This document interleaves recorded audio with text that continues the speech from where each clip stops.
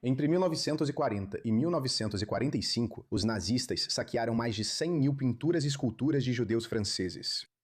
60 mil foram recuperadas e 45 mil dessas foram devolvidas aos proprietários originais ou seus descendentes, deixando 15 mil sob o controle das autoridades francesas. E agora, pela primeira vez, o Museu d'Orsay de Paris tem uma galeria dedicada a essas obras de arte órfãs. A França teve que arcar com o custo das ocupações. A França teve que pagar taxas de ocupação aos ocupantes nazistas alemães. Como compensação, todas as transações foram declaradas nulas após a guerra. Isso também explica por que um comprador comum, que adquiriu uma obra no mercado de arte sem relação com a expoliação antissemita, deve devolvê-la à França. Também deve manter suas obras na França. Suas obras na França. A maioria dos 15 mil era impossível de identificar. Das identificadas, 2.300 são responsabilidade da Recuperação dos Museus Nacionais, organização francesa que lida com artefatos roubados na guerra. O Museu d'Orsay possui mais de 200 dessas peças, das quais 13 estão em exibição. Cada obra de arte conta a história de como caiu nas mãos dos nazistas. E assim, enquanto tivermos. Esta pintura tem uma história muito comovente, porque sabemos que ela pertencia a um certo Fernand Hoche, que era um colecionador judeu, e tem essa história dramática, já que ele foi deportado e assassinado nos campos de extermínio durante a guerra. Então, aqui especificamente, há um pedido de restituição dos herdeiros do Sr. Hoche, e a pesquisa está em andamento. Temos elementos da história. Há elementos históricos para todas essas obras. Mas não temos a história completa, senão já estaria resolvido. Por exemplo, sabemos que o retrato de Madame Daudet, por Renoir, pertenceu a Madame Daudet até sua morte, em 1940. Se não me engano, depois provavelmente para o filho dela. Mas não temos certeza. E depois disso, vemos que foi vendido. Um negociante alemão o comprou e levou para a Alemanha. Há um momento em que ele troca de dono. E nós realmente não sabemos a história dele nesse momento. Para determinar se houve uma expoliação. O saque de obras de arte era comum na era nazista. Adolf Hitler era um grande fã de arte e tinha grandes planos para as obras roubadas. Obviamente temos o próprio Hitler, que tinha o projeto de construir o maior museu do mundo em Linz, a cidade onde ele cresceu na Áustria. Mas não só isso, a Hermann Göring, que visitou Paris 21 vezes durante a ocupação para se apropriar de obras de arte saqueadas de colecionadores judeus. Então, há uma sede enorme, tanto por bens de judeus, por assim dizer, mas também por aquisições para expandir as coleções de vários museus alemães ou austríacos. Coleções de diversos museus alemães ou austríacos. Após a guerra, uma grande operação, como no filme de George Clooney, Os Caçadores de Obras-Primas. Milhares de obras de arte foram recuperadas, mas muitas ficaram sem dono devido ao tabu do envolvimento francês na Segunda Guerra Mundial. Com o tempo e após Jacques Chirac reconhecer em 1997 que a França devia assumir a responsabilidade por sua história, mais esforços foram feitos para encontrar os verdadeiros donos das pinturas. No mês passado, o museu criou sua primeira unidade de pesquisa para rastrear os legítimos herdeiros, arquivo por arquivo. Durante sua vida, pintou a história de outros e de diversas culturas. Etnias, classes sociais, mas nunca a sua. Aos 30 e poucos anos, o artista australiano Avraham Vossi veio para Israel e tudo mudou.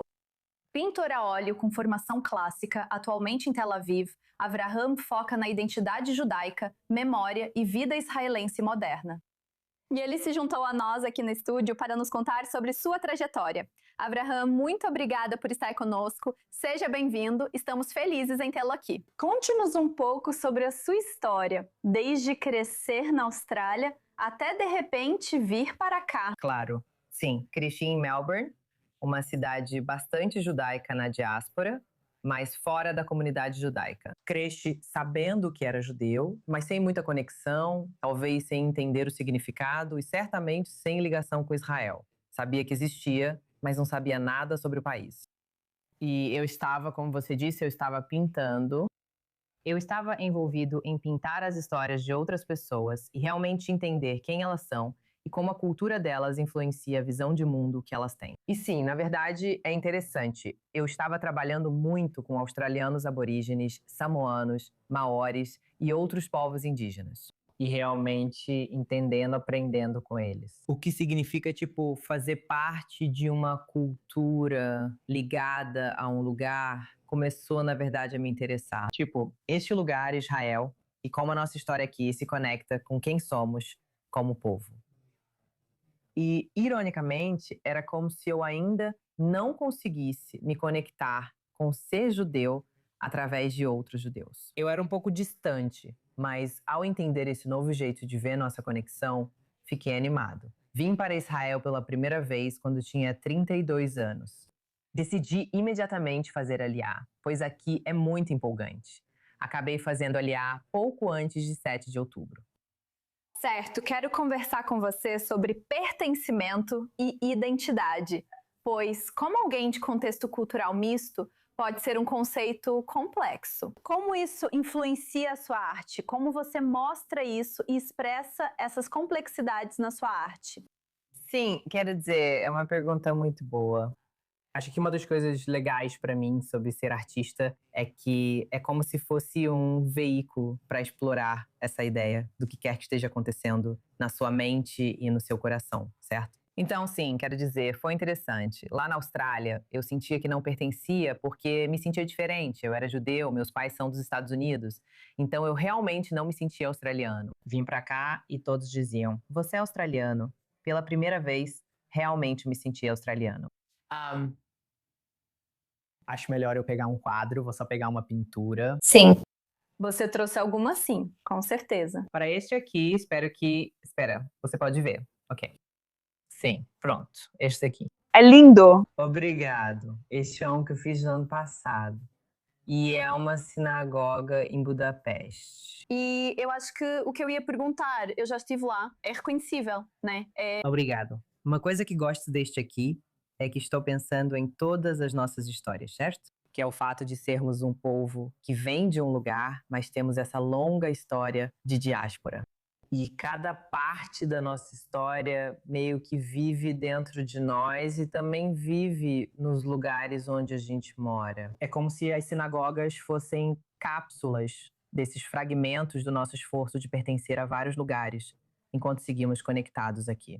Refletir sobre essas partes da nossa história e trazê-las de volta para Israel é uma maneira de unir nossos diferentes fios. E eu acho que, especialmente aqui em Israel, você sente o peso de todas as diferentes partes da história judaica ao mesmo tempo, sabe? É mesmo. Porque todo mundo, sabe, tem um direito, exatamente, tudo meio que em cima um do outro. Certo, me mostre um pouco mais, porque já consigo ver agora e você vai mostrar o de cima que você tem aqui. Parece ter um pouco de estilo europeu nisso. Aquele ali, claro. E esse próximo, se você puder mostrar, claro. Então esse aqui, uma das coisas é que isso, na verdade, é um casamento. É o deck, e sempre esqueço a palavra em hebraico, mas com o véu. Este aqui é em Yerushalayim, em Jerusalém. E quando eu vim aqui depois do sétimo, quando o sétimo aconteceu, eu estava realmente tentando pintar minha experiência e o que todos nós estávamos vivendo. Eu só estava pintando cenas diferentes. Fui convidado para o casamento de um amigo de um amigo. O casamento quase foi cancelado pela guerra, mas decidiram realizá-lo mesmo assim. E essas... Sabe, ele estava lutando desde o dia 7, já era mais ou menos meados de novembro. Acho que era tipo 6 ou 7 semanas depois do dia 7. Eles decidiram fazer mesmo assim. Eu fui e pintei. Foi a experiência de casamento mais incrível. Tipo, metade das pessoas veio direto da base, sabe?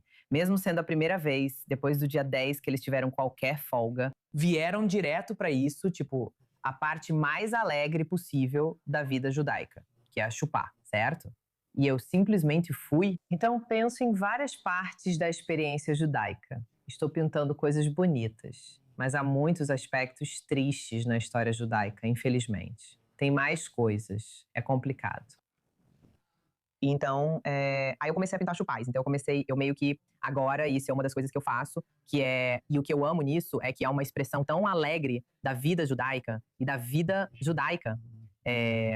Então você tenta focar no lado alegre e na história e trazer tudo isso através da sua arte. E sim, quero dizer, eu adoro estar aqui. Exatamente. É como É como este aqui. Olha, eu tento e, sabe, eu estou tentando expressar quem é o casal. Mas eu acho que o que é bonito nos judeus, tipo, sobre nós como povo, é que temos essa conexão, essa tradição que nos une, certo?